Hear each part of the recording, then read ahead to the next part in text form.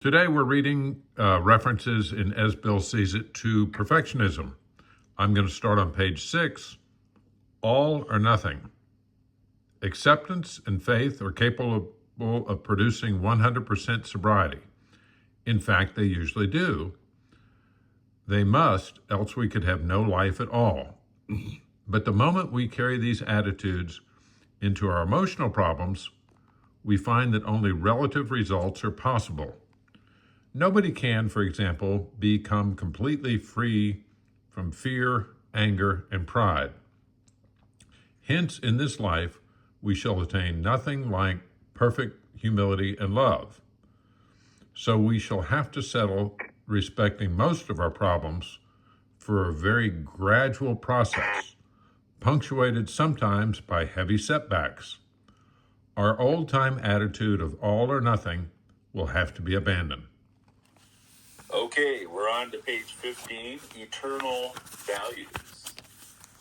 Many people will have no truck at all with absolute spiritual values. Perfectionists, they say, are either full of conceit because they fancy they have reached some impossible goal, or else they are swamped in self-condemnation because they have not done so. Yet I think that we should not hold this view. It is not the fault of great ideals that they are sometimes misused and so become shallow excuses for guilt, rebellion, and pride. On the contrary, we cannot grow very much unless we constantly try to envision what the eternal spiritual values are.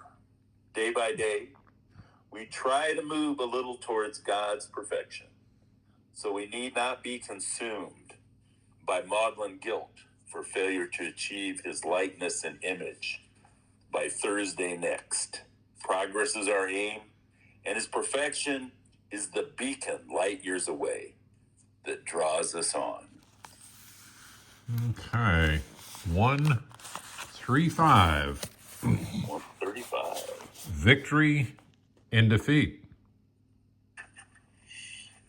Convinced I could never belong and vowing I'd never settle for any second-rate status, I felt I simply had to dominate in everything I chose to do, work or play.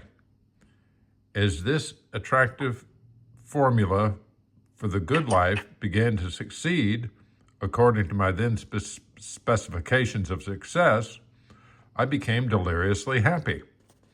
But when an undertaking occasionally did fail, I was filled with resentment and depression that could be cured only by the next triumph. Very early, therefore, I came to value everything in terms of victory or defeat, all or nothing. The only satisfaction I knew was to win. Only through utter defeat are we able to take our first steps towards liberation and strength. Our admission of personal powerlessness finally turned out to be a firm bedrock upon which happy and purposeful lives may be built. Okay, on to page 167, progress rather than perfection. On studying the 12 steps, many of us exclaimed, "What an order! I can't go through with it." Do not be discouraged. No one among us has been able to maintain anything like perfect adherence to these principles. We are not saints. The point is that we are willing to grow along spiritual lines. The principles we have set down are guides to progress. We claim spiritual progress rather than spiritual perfection. We recovered alcoholics are not so much brothers in virtue as we are brothers in our defects and in our common strivings to overcome them. 172. This matter of honesty. Only God can fully know what absolute honesty is. Therefore, each of us has to conceive what this great ideal may be to the best of our ability. Fallible as we are and will be in this life, it would be presumption to suppose that we could ever really achieve absolute honesty. The best we can do is strive for a better quality of honesty. Sometimes we need to place love ahead of indiscriminate factual honesty. We cannot, under the guise of perfect honesty, cruelly and unnecessarily hurt others. Always one must ask, what is the best and most loving thing that I can do? 181, imaginary perfection. When we early AAs got our first glimmer of how spiritually prideful we could be, we coined this expression, don't try to be a saint by Thursday. Happens to be Thursday today. The old-time admission may look like another of those handy alibis that can excuse us from trying for our best. Yet a closer view reveals just the contrary. This is our AA way of warning against pride, blindness, and the imaginary perfections that we do not possess. Only step one, where we made the 100% admission that we were powerless over alcohol, can be practiced with absolute perfection. The remaining 11 steps state perfect ideals. They are goals toward which we look, and the measuring sticks by which we estimate our progress. Okay. 214. Only try. In my teens, I had to be an athlete because I was not an athlete. I had to be a musician because I couldn't carry a tune.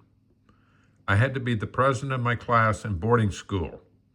I had to be the first in everything because in my perverse heart, I felt myself the least of God's creatures. I could not accept my deep sense of inferiority, so I strove to become captain of the baseball team and did learn to play the fiddle. Lead I must, or else. This was the all or nothing kind of demand that later did me in. I'm glad you're going to try that new job, but make sure that you're only going to try. If you approach the project in the attitude that I must succeed, I must not fail, I cannot fail, then you practically guarantee the flop, which in turn will guarantee a drinking relapse. But if you look at the venture as a constructive experiment only, then all should go well. Okay, page 308, a way out of depression. During acute depression, avoid trying to set your whole life in order all at once. If you take on assignments so heavy that you are sure to fail in them at the moment, then you are allowing yourself to be tricked by your unconscious. Thus, you will continue to make sure of your failure. And when it comes, you will have another alibi for still more retreat into depression. In short, the all or nothing attitude is a most destructive one. It is best to begin with whatever the irresistible minimums of activity are. Then work for an enlargement of these day by day. Don't be disconcerted by setbacks, just start over.